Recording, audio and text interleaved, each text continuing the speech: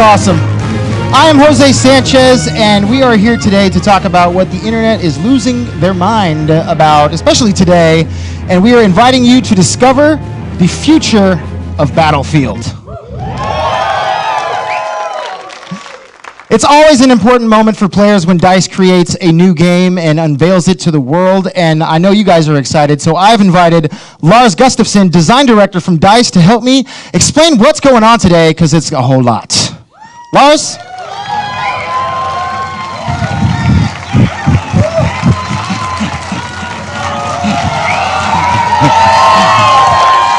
Good to see you, sir. Good to see you.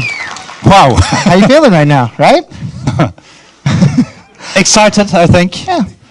That's the word. I mean, I'm super excited, and even more so to see, all of these beautiful community people here. It's great times. And you know, DICE has a stellar reputation in the arena of first-person shooters. Can you tell us how long you've been with the studio? I've been there since, not 1942, but 1999.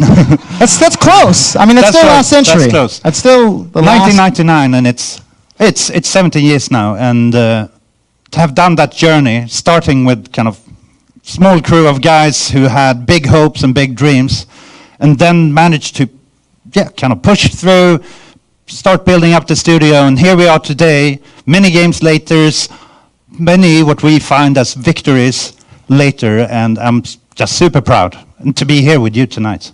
And, you know, obviously, today is it's an exciting time. It's exciting. Yes. Today is the day that first-person shooter fans have been waiting for a long time, because you are here to reveal the future of Battlefield. I mean, it's incredibly exciting, and then just seeing everything in and around us on the nets building up ahead of this.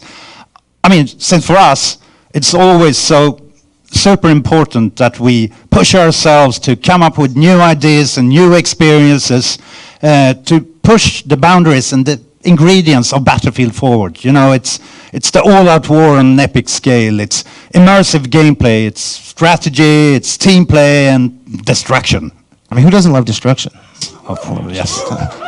Destruction, right? Yeah. No, I love destruction, and it's something brutal in us that need it. So, I mean, what we're going to show here today is how all of this and these experiences come to life in the next milestone of the Battlefield franchise. But first, let's take a look back, not quite to last century, but at least to 2002, when you guys delivered the first Battlefield with Battlefield 1942.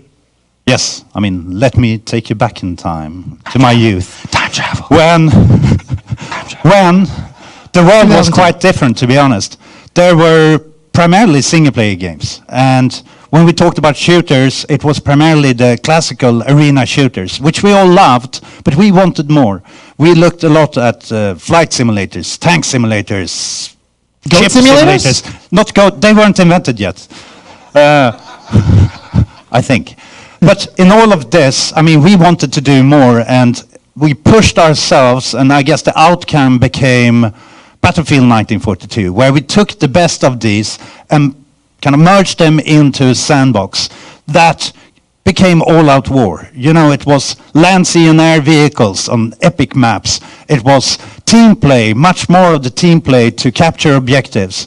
And all of this fueled by what we always talk about, the rock, paper, scissors gameplay. And? It's solid gameplay. No, I always lose.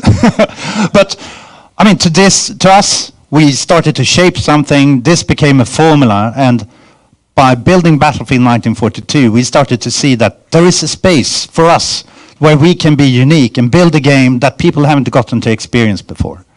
And I don't think we have a lot of trust in ourselves and high hopes, but it wasn't until that summer 2002 when we released the demo of Wake Island, where we started to get feedback from all of you out there that we're onto something, and I think we were. I think the fact that we're standing here 14 years later proves that you guys obviously did something right with Battlefield.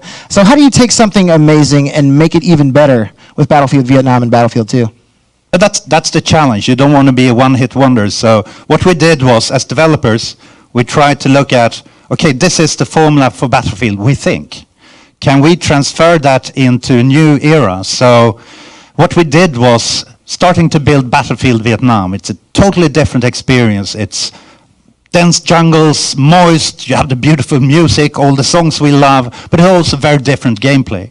So we pushed ourselves to see, could this work? And ultimately, I think we managed to do it. That's at least my personal experience. It's a great game, if I get to say so, which I do tonight. You can. But then we kept on pushing ourselves with Battlefield 2, contemporary era or modern era, with we wanted to push team play, communication so much further.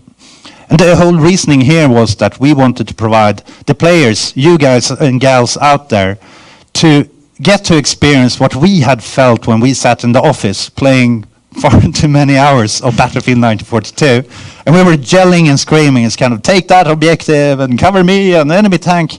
But that wasn't really possible to do to that extent with Battlefield 1942 Online. So we focused on team play, strategy, and I think, the history shows that it paid off, and it resonated well with the community. So now it's more of a given part of the Battlefield universe. And where do you think was the turning point for the franchise? What had happened? Ooh, tricky questions on stage. I would say that it was 2008. This was it was a new generation of consoles that came in, the old new generation of consoles. And by that, we built a new engine called Frostbite. In order to push that forward, we also decided to splinter off a bit and create something that we called Battlefield Bad Company. This series had a very different style and tone, I would say, and I loved the humor and the charm around it, and it seemed like a lot of people picked up on it. So that style and tone, in combination with what Frostbite allowed us to do, the destruction, much more dynamic environments that I had been hoping and trying to get for many years, but now we had the technology to do it. So that was a huge leap forward. We got so much more attention for that game. And then, from there on, it's just been crazy. Battlefield 3 totally exploded, and it was such coverage on that game. And then Battlefield 4, and most recently Battlefield Hardline by our friends over at Visceral Games, a great crew. So when I look back at that, the destruction has been a big part of it, but we also focused very much on immersion. The feeling of actually being there on the battlefield, triggering all your senses. So when I look at it and when I've listened to the feedback from the community, this second era has really been about the destruction and about that immersion, and that's what I've heard from the community as well. And then through all that time, the community grew, and now it plays an even more important role than ever, don't they? Oh yes, I wouldn't be standing here and we wouldn't be releasing a new game if it wouldn't have been for all of you beautiful people out there, since it was clear already during 1942 that the success of that game was very much to all of you out there. And a lot of time has passed since then, but the most recent testament to this cooperation and feedback loop is the community test environment, where we invite community. Yes. Yes. Where we invite the community to be part of the process of developing and refining Battlefield into an even better experience. And I think there's so many brilliant minds out there and creative minds. So it's not only improving and coming up with new things, but it's even been building new maps. And to the point that we started to hire people from this environment. So it's brilliant people out there just waiting to help out. And I love that. Yeah, and it's cool having a community that you can pull from. Oh, yes. Yes, we love great people, and apparently the world is full of them. but also this creativity is shown in so many ways. Just talking about the videos, for example, from 1942 and onwards, and we have many of the greatest minds and the greatest video makers here today. It makes us as developers so freaking very happy. You can say freaking. That's fine. I can say freaking. That's fine. Okay. Don't take it any further than that. Yes. We love you. And it's not only the videos, it is the emblems, the creativity you induce. It's even to the point that back in my office, or our office, by my seats, I have this toilet lid cover that is airbrushed with the Battlefield 2 logo and motive, done by our fans, and it's. I mean, I'm glad you better love it. I'm glad that's at your desk. It is. You can be safe. Yeah. So, to me, Battlefield isn't only fun to play, but it is also fun to watch. It's definitely fun to play, and it's even more better to watch. So are you going to show us something to watch? Are you going to show us the new Battlefield? Huh? Yeah? Is it time?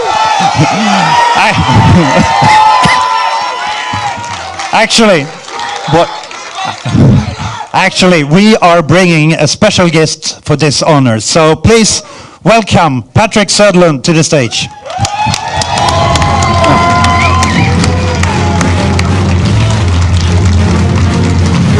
Thank you, Lars. I'm humbled to be here today. And as I stand here thinking about the new game, I can't help but be very excited about the future of the franchise and the future for first-person shooters. Battlefield holds a very special place in my heart. I've been involved in each and every game since the beginning of the series. It's been a part of my life for almost 2 decades. It was the first true sandbox game. It was the first game to mix land, sea, and air vehicles. And now it's going to break new ground again. I know this because the developers at DICE have created something new, something special in their own signature way. They hold themselves to the highest standards. They drive to be the best. They push boundaries and always strive for more. I want to thank the people back home in Sweden for their dedication and passion. Talking about passion, the greatest games are always built on passion. Passion from the game makers like the team at DICE. Passion from all of you out there, the fan community. That's what inspires me. That's what gets me out of bed every morning. All of this comes together in Battlefield. It always has. Let me tell you one thing. Making games is exciting, but it's also hard. Creating amazing experiences takes a unique mix of creativity, technology, craftsmanship, and a community. The creativity, the dynamic, adaptive gameplay is what keeps things fresh. Dynamic environments, incredible destruction. These are the choices that mean no battle is ever the same. Technology, powered by the Frostbite engine, Battlefield has always been at the leading edge. Unmatched visuals, unmatched gameplay. Using Frostbite, awesome things come to life. Craftsmanship. One of the coolest things about game development.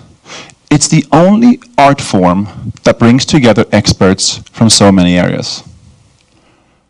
Even more than movies, games are the only medium that blends artists, engineers, technologists, musicians, and designers to create amazing, immersive, interactive entertainment. And the fourth thing is the community, you. You're the linchpin of all.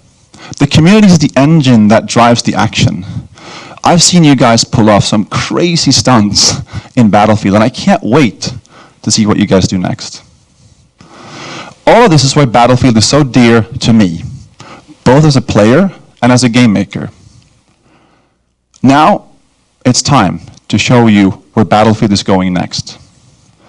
Everything you're about to see was captured in engine. This is Battlefield 1.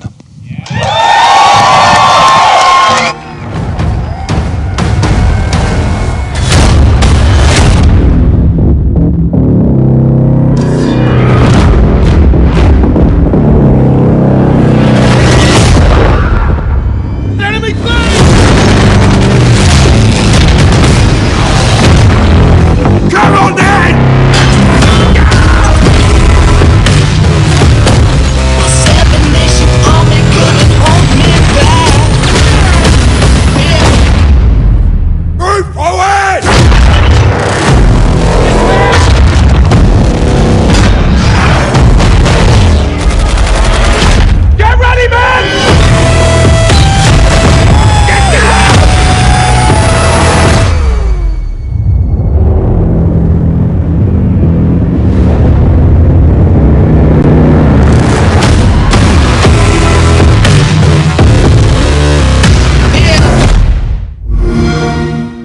play it first on Xbox One with EA Access.